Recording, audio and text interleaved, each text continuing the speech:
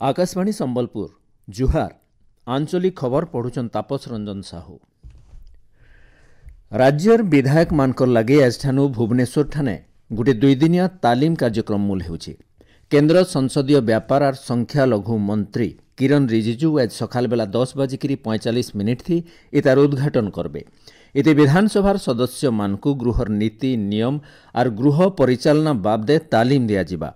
इधर विधानसभा के 84 जन नुआ विधायक पहला थर लगी आसीछन। बहुते विधायक गृहर नीति नियम बाबदे अभ्यस्त नाइन सेथिर लगी सेमानकु तालीम देवार सहित पूर्णा सदस्य मानकु नेभा एप्लिकेशन बाबदे जनाबार लगी बाचस्पति इ तालीम कार्यक्रम आयोजन करिछन। इनु जनै दिया जाय पारे जे इथर बीजेपी नु सबुनु एतका 54 जन नुआ करी विधायक थिबार बेले बीजेडी नु 18 कांग्रेस नु 9 और 3 जन स्वाधीन नुआ करी निर्वाचित विधायक अछन।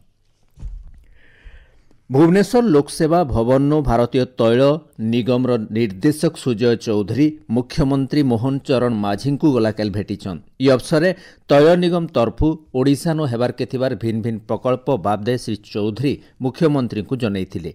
इ अवसर मुख्यमंत्री ओडिशार विकास लगी तैल निगम के सहयोग जुगै दिया जिबा बोली करी कहिथिले। भुवनेश्वर लोकसेवा भवन ओडिशा राज्य प्रदूषण नियंत्रण बोर्डर गोटे बैठक हो जाइए। मुख्य शासन सचिव मनोज आहूजा बैठक ती जोग देकरी बोर्डर भिन्न भिन्न काम बाबदे समीक्षा करिकरी प्रदूषण नियंत्रण तदारख व्यवस्था के अतका प्रभावी करबार के निर्देश देइथिले। बोर्ड अधीन थी परिवेश निरीक्षण और तथ्य विश्लेषण केन्द्र स्थापना लगी बैठक ती प्रस्ताव दिया जाइथिला। इ केन्द्र परिवेश प्रदूषण के नियंत्रण करबार्थी तदारख व्यवस्था भिन्न भिन्न प्रकल्प और तथ्य विश्लेषण करिकरी परिवेश परिचालना बाबदर निष्पत्ति सुविधा करबार्थी साहाय्य करबा।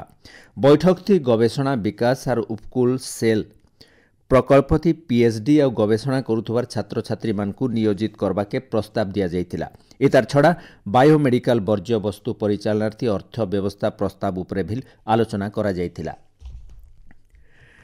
राज्य गोटे घरोई जहाज निर्माणकारी संस्था integrated green ship recycling industries park प्रतिष्ठा करबा। भुवनेश्वर लोकसेवा भवन जहाज तैयारी आउ इता रिसाइक्लिंग उपरे हिथिबार गोटे बैठक इ बाबदे सूचना मिली। इ पार्क प्रतिष्ठा हेले राज्य अर्थनीति अभिवृद्धि हेबा और 20,000 प्रत्यक्ष रोजगार और 50,000 परोक्ष रोजगार सृष्टि हो पारबा। इतार छड़ा पार्क प्रतिष्ठा हेले बछरक 300 जहाजर रिसाइक्लिंग हो पारबा। इनु बछरक 5 नियुत टन उच्च मानर स्टील ओडिशा के मिलबा आ ओडिशार जीडीपी थी बछरक $200 कोटी जोड़ी हेबार आकलन करा जाइछे। बैठक थी उप मुख्यमंत्री कनक वर्धन सिंहदेव शिल्प मंत्री संपद चंद्र स्वाईंकर सहित अलगा वरिष्ठ अधिकारी माने जोग देइथिले। खाद्य जोगान खाउटी कल्याण विभाग मंत्री कृष्णचंद्र पात्र कलाहांडी जिला गस्तती आसिकरी गलाकाल भवानीपाटना ठाणे साधारण बंटन व्यवस्थार कार्यकारिता और धान संग्रह व्यवस्था बाबदे समीक्षा करिछन।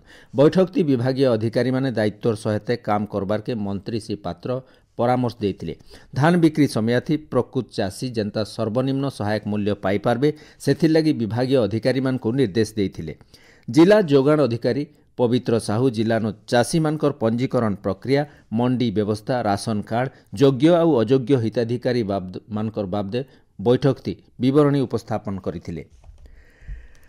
भुवनेश्वर रवींद्र मंडपनो ओडिया भाषा साहित्य और संस्कृति विभाग और सूचना और लोकसंपर्क विभाग तरफु तिरंगा अभियान देशात्मबोधक संगीत उत्सव भारतीयम हो जाइए।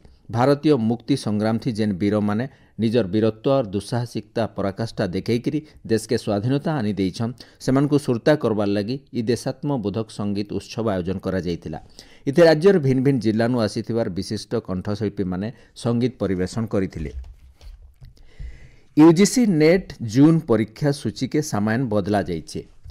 जातीय परीक्षण संस्थान एनटीए विज्ञप्ति अनुसार आयबा 26 तारिख दिन हेबार के थिबा इ परीक्षा 27 तारिख दिन हेबा। इनो जनै दिया जे पारे जे यूजीसी नेट परीक्षा इ मासर 21 तारिख नु मूल हेकरी आयबा मास 4 तारिख तक चलबा। उत्तर पश्चिम बंगोपसागर इतार आखर पाखर पश्चिम बंग उपकूल और ताके लागि करिथिबार बांग्लादेश उपकूल गोटे लघुचाप सृष्टि होइछे। इतार प्रभाव थी आबा 24 घंटा भितरे उत्तर ओडिशार केतेटा जगानु जबर वर्षा होकर बन्या परिस्थिति हेबार संभावना रही। सेथिलागि सतर्क रहबार के एसआरसी सत्यव्रत साहू 14टा जिलार जिलापाल मानकु निर्देश देइछन। इतार उत्तरु 3 दिन तक पश्चिम ओडिशार केतेटा जिल्लानो जबर वर्षा हेई पारे। एथनिर आंचलिक खबर इन शेष है। आर बेलर आंचलिक खबर सुनी पारबे राति 7:02 थी। जुहार।